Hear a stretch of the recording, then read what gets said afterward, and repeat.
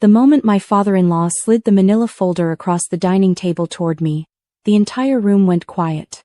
Not the comfortable quiet of a family gathered for Thanksgiving. The other kind, the kind that presses down on your chest like a stone. I looked at my husband. He was staring at his wine glass. I opened the folder. Divorce papers. Notarized. Already dated. I'd like to tell you that I screamed, or that I stood up and threw that folder across the room, or that I said something sharp and devastating that left everyone in stunned silence. But I didn't. I sat there at the head of that long mahogany table, surrounded by his family and the people I'd believed were my people too, and I read every single line. Slowly. Carefully, the way my mother taught me to read anything important before I signed it. And then I looked up at my husband again, and this time he met my eyes for exactly 2 seconds before he looked away. I picked up the pen his father had placed beside the folder. I signed. What none of them knew, what no one in that room knew except my best friend Sophie, sitting 3 chairs down with her hands folded in her lap and a small brown envelope tucked inside her jacket, was that I'd already made my own plans. That I'd known for 11 days, that the folder my father-in-law thought was the end of my story was actually just the last page of someone else's. But let me go back to the beginning. Because you need to understand what kind of family the Hargroves were before you can understand why that Thanksgiving dinner changed everything. I met Daniel Hargrove at a mutual friend's birthday party in downtown Chicago when I was 28. He was funny and warm, and he called his mother every Sunday, which I found charming at the time. We dated for a year and a half before he proposed, and when he took me to meet his parents for the first time at their home in Naperville, a sprawling brick colonial with a circular driveway, and a garden that looked like it employed 3 people full-time, I told myself that the slight chill in his mother Gloria's handshake was just nerves. That Mason Hargrove's habit of talking over me at dinner was just the way older men from his generation communicated. That the framed photos of Daniel's college girlfriend Vanessa that were still displayed in the hallway of his childhood home were simply an oversight. I was 30 years old when we married. A certified public accountant with my own clients, my own lease, and my own retirement account. I wasn't naive. I just wanted very badly to believe that love was enough to build something solid on. The first time Gloria asked about children, we'd been married 4 months. We were sitting in her sunroom after Easter dinner, and she set down her teacup and said, very pleasantly, "So when can we expect to hear some good news?" I told her we were enjoying being newlyweds and that we'd start trying when the time felt right. She smiled and said, "Of course." And then she said, "Daniel's father had his first son at 26. The Hargrove men tend to want families young." I let it pass. By our first anniversary, the questions had become a drumbeat. Holidays, Sunday dinners, random Wednesday phone calls that Daniel handed me halfway through with a look that said, "Please just handle this." Gloria would mention a neighbor's new grandchild. Mason would make comments about legacy and continuing what we've built. Daniel would sit beside me saying nothing, and afterward in the car he'd squeeze my hand and say, "You know how they are. They don't mean anything by it. But they did mean something by it." That was the thing Daniel never quite understood or never quite wanted to. 14 months into our marriage, my gynecologist told me I had polycystic ovary syndrome. Not severe. Manageable, but it meant that conceiving might take longer than average, and it would require some monitoring and possibly medication. I cried in the car for 20 minutes, called my mother, and then went home and told Daniel everything. He held me that night. He said all the right things. He said it didn't matter, that we'd figure it out together, that he loved me and not a timeline. I believed him. I should have paid more attention to the phone call he made to his father the following week. I didn't hear all of it.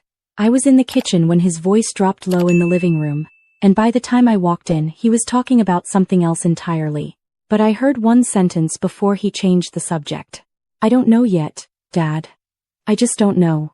I filed that away somewhere I didn't want to look at. The second year of our marriage was a slow erosion. Mason started calling Daniel directly, without going through me, to schedule family dinners I wasn't specifically invited to. Gloria began sending articles about fertility-supporting lifestyle choices to my email address without comment, just a forward with no subject line. At one dinner, Mason said in front of 6 relatives that he hoped Daniel would make a decision before it was too late, and when I asked him what he meant, he looked at me with something like pity and said, "I mean about your future, Rachel." As a family, Daniel said, "Dad, come on," which was the most he ever said. I had 2 good friends during this period. My mother, Linda, who drove up from Indianapolis every other month and took me to lunch and listened without offering opinions unless I asked for them. And Sophie, my college roommate, who worked as a family law paralegal and who had, over the course of many long phone calls, begun quietly educating me on things I told myself I didn't need to know. "I'm just keeping you informed," she'd say. "Information doesn't commit you to anything." I told her she was being dramatic. She said, "Maybe, but you should know that Illinois is an equitable distribution state. And you should know that the house you two bought is in both your names. And you should know that if Daniel ever..." "Sophie, I know. But just let me finish." I let her finish. I listened. And I put all of it in the same place I'd filed that overheard phone call. The Thanksgiving dinner was Mason's idea. He called it a family celebration and told Daniel it was a chance to bring everyone together. There would be 22 people. The Hargrove cousins, Daniel's brother and his wife, Mason's business partner and his wife, a handful of family friends.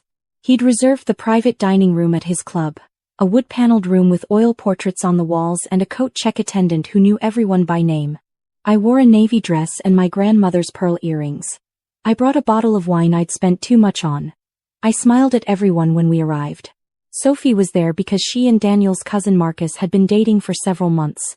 She sat beside me during cocktail hour and didn't say much, but at one point she leaned close and said, "How are you feeling?" I said I was fine. She said, "Good, stay fine. Whatever happens tonight, stay fine." I looked at her. "What do you mean? Whatever happens?" "Rachel." Gloria appeared at my elbow in a champagne-colored blazer, kissing the air beside my cheek. "You look lovely. Come say hello to Mason's partner Harold. He's been asking about Daniel." I followed her and I lost Sophie in the crowd, and I spent the next 40 minutes making small talk about commercial real estate and the Bears season and whether the club's chef had changed the stuffing recipe, and I told myself Sophie was being dramatic again. She was a family law paralegal. She saw the worst of things every day. It colored her view. We sat down to dinner at 7 o'clock. Mason was at the head of the table. I was seated 3 chairs to his left, beside Daniel, who seemed quieter than usual in a way I had learned not to name. The first 2 courses passed normally. Turkey, sweet potatoes, green beans with almonds, the cousins arguing about football, Gloria refilling glasses before anyone asked. It was after the plates were cleared and before dessert that Mason stood up. He tapped his glass. "I want to say a few words," he said, "about family." I remember thinking the speech was oddly formal. He talked about legacy. About what the Hargrove name had taken generations to build. About how every generation had a responsibility to carry something forward. His eyes moved around the table as he spoke, touching briefly on each face, and when they landed on mine, they stayed there just one beat too long. "Sometimes," he said, "we have to make difficult decisions. Not because we want to, but because love for the people we've built something with requires us to be honest, even when honesty is hard." He reached beneath his chair and placed a manila folder on the table. He slid it to me.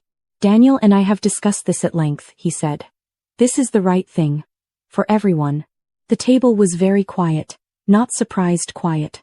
Waiting quiet. The kind of quiet that meant most of the room already knew. I looked at Daniel. He was looking at his wine glass. I opened the folder. I took my time. I read every page. My hands were steady, which surprised me. My grandmother's pearls were cool against my throat. Somewhere down the table I could hear someone shift in their chair. When I finished reading, I set the folder down flat on the table. Mason said, "The terms are more than generous, Rachel. The house, a settlement, 6 months of." "I know what the terms say," I said. "I just read them." He nodded, satisfied with himself in the way of a man who has never once in his life been told no by anyone who mattered. Daniel still hadn't looked at me. "There's one more thing," Gloria said. Her voice was careful, rehearsed. She stood and moved to the arched entrance of the dining room and gestured to someone outside. A woman walked in. She was maybe 26, 27. Dark hair, green dress, expensive shoes. She smiled at the room with the confidence of someone who had been coached on exactly how to smile in exactly this room. She walked to Daniel's side of the table, and when she leaned down to say something in his ear, the pearl earrings she was wearing caught the light. I recognized them. They were Gloria's. The ones she'd shown me in her jewelry box 18 months ago. Running her thumb across them. saying they'd been in the hospital to pass them down. She had already passed them down. Just not to me. Mason said, "This is Vanessa. Daniel and Vanessa have known each other a long time. She's a wonderful woman, and she doesn't need your introduction," I said. He blinked. I picked up the pen. I signed the divorce papers. Every page. Every line that required a signature. I took my time with each one. The room stayed so quiet I could hear the coat check attendant's muffled radio playing something jazzy down the hall. When I finished, I closed the folder and placed it back in front of Mason. I looked at Daniel one last time. "You could have just talked to me," I said. "That's all I ever needed from you. For you to just talk to me." He didn't say anything. I hadn't expected him to. But I needed to say it anyway, for myself, so that I would always know I had. I folded my napkin. I pushed back my chair. And then Sophie stood up. Sophie had been so quiet through the whole thing that I think most of the room had forgotten she was there. She was 3 chairs down from me, between Marcus and Mason's partner Harold, and she'd sat through the entire performance with her hands in her lap, not eating her pie, not touching her wine. Now she was standing, and she was reaching into her jacket. "Before Rachel leaves," she said, "I have something for Mason." Her voice was completely level. She pulled out a small brown envelope and held it across the table. Mason looked at it. Then at her. Then at me. "What is this?" he said. "Open it," Sophie said. He didn't move. He was a man accustomed to being the one who handed things to other people, not the other way around. He sat there for a moment looking at the envelope like it might bite him. His wife Gloria said, "Mason," very quietly. He picked it up. He opened it. I watched his face. I had seen the contents 11 days earlier, when Sophie had driven to my apartment at 9 in the evening and sat across from me at my kitchen table and placed a stack of papers between us and said, "I need you to look at these and I need you to be brave." I'd been brave. Or I tried. The first document was a medical record. From a urology clinic in Evanston. From 4 years ago, before Daniel and I had ever met. A record of a bilateral vasectomy, performed electively on a 31-year-old male patient whose name was on the document in black ink. Daniel's name. He had never told me. Not when we were dating. Not when we got engaged. Not when his family spent 2 years treating my body like a defective appliance for failing to produce a child on their timeline. He had never once told me that he had made a permanent, private decision to never have children, and then watched silently, passively, cowardly, while his father blamed me for the absence of something his own son had made impossible. The second document in Sophie's envelope was a positive pregnancy test. Mine. With a date. 11 days ago. Confirmed by my doctor with blood work and an ultrasound image that showed something very small and very real, with a heartbeat that I had watched on a monitor with tears running down my face and Sophie holding my hand on one side and my mother on the other. I was 8 weeks along. The math, as Sophie had explained to me in her calm paralegal voice, was very simple. Daniel's vasectomy had a failure rate of less than 1%. And yet, here we were. "It happens," my doctor had said, genuinely surprised. "Rarely, but it happens." The procedure had likely partially reversed on its own over time. It's documented in the literature. I hadn't cared about the literature. I'd cared about the heartbeat. Mason read both documents. He read them again. I watched the color leave his face in a way that reminded me of water draining from a bathtub, slowly at first and then all at once. He looked at Daniel. "Is this?" he started. "It's real," Sophie said. "Both of them. The medical record is certified. The pregnancy is confirmed by her OB with blood work dated 11 days ago. The room had passed quiet and gone somewhere else entirely. The cousins, the business partners, the family friends, Vanessa in Gloria's pearls standing against the wall. Nobody moved. Gloria said, "Daniel." Her voice was something I'd never heard from her before. Scraped clean. Daniel was looking at the tablecloth. His jaw was tight. "You had a vasectomy," I said. Not as a question. As the simple fact it was.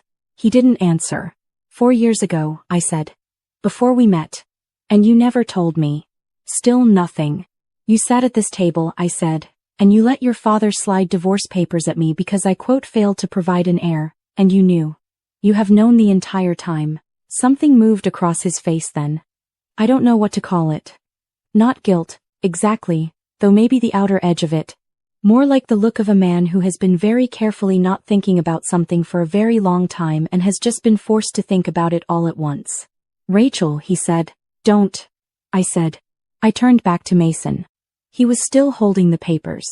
His hands had developed a faint tremor that I don't think he was aware of. "You spent 2 years," I said, treating me like I was broken. "You sent your wife's articles about fertility diets to my email address. You made comments at dinner about decisions and timelines and legacy. You sat me down in your study after our first anniversary and told me that the Hargrove family had certain expectations and that you hoped I understood what was at stake." I paused. "You brought another woman to Thanksgiving dinner and had her wear your wife's jewelry." Mason opened his mouth. "And your son," I said, "never told any of you the truth." "Not once. Because it was easier to let everyone believe it was me." The room was a held breath. "I'm going to have this baby," I said. "My baby. Mine. Not the Hargrove heir. Not anyone's legacy. My child, who will be raised with his grandmother Linda in Indianapolis on weekends and his Aunt Sophie at every birthday, and who will know exactly what kind of people his father's family are, which is why they will not be part of his life." Vanessa said, very quietly. "I didn't know about any of this." I looked at her. She was holding herself very still, and the look on her face was not what I'd expected. She looked, more than anything, like someone who had just understood that she'd walked into a room under false pretenses and wasn't entirely sure how to leave. "I know," I said. "I can see that." I picked up my purse. I found Sophie's eyes across the table and she nodded once, barely perceptibly. The nod of someone who has been your friend for 12 years and has driven to your apartment at 9 in the evening with a stack of papers and held your hand through an ultrasound and sat through a Thanksgiving dinner like a quiet lit fuse waiting for the right moment. I loved her so much in that moment I almost said it out loud. "The signed papers are in front of you," I said to Mason. "I imagine your lawyers can take it from here. I'll have my lawyer contact yours on Monday." I walked out of that dining room, through the wood-paneled hallway, past the coat check attendant and his jazzy radio, and out through the heavy front doors into the cold November air. I sat on the stone steps and I breathed. The door opened behind me 2 minutes later. Sophie sat down beside me and handed me my coat, which she'd collected from the coat check. She put her arm around my shoulders. "You okay?" she said. "I don't know yet," I said. "That's honest. What's happening in there?" "A lot," she said. "Gloria is crying. Mason is yelling at Daniel very quietly, which is somehow worse than regular yelling. Vanessa left out the side door. Harold is eating his pie because Harold is a practical man." I laughed. It surprised me, the laugh. It came up from somewhere underneath the grief and the exhaustion, and the strange buoyant feeling of having said, out loud, the things that needed to be said. "He's going to fight the divorce terms," I said. "Let him," Sophie said. "The house is in your name equally. You have 2 years of documented fertility pressure that I will personally turn into a civil harassment claim if he looks at you sideways. And you are carrying the only Hargrove grandchild in existence, which his own lawyers are going to eventually explain to him carries certain implications regarding how cooperative he should be. You've been thinking about this for a while. Since the second time Gloria forwarded you a fertility article," she said. "I've been ready for 8 months." I leaned my head on her shoulder. Above us, the sky was clear and very cold, and the parking lot lights made small gold circles on the asphalt. "I'm scared," I said. "I know. About the baby. About doing it by myself. About all of it." "You're not by yourself," Sophie said. "You have me. You have your mom. You have your grandmother's earrings, which, for the record, look much better on you than those ones Gloria gave away tonight." I touched my pearls. "They really do," she said. The divorce was finalized 5 months later. The house was mine. The settlement was fair, ultimately, because Mason Hargrove turned out to be, above all other things, a man who cared deeply about how things looked, and a contested divorce with documented spousal pressure and a vasectomy he hadn't known about looked very bad. Daniel's lawyers called Sophie's firm after 3 weeks and said their client was prepared to be cooperative.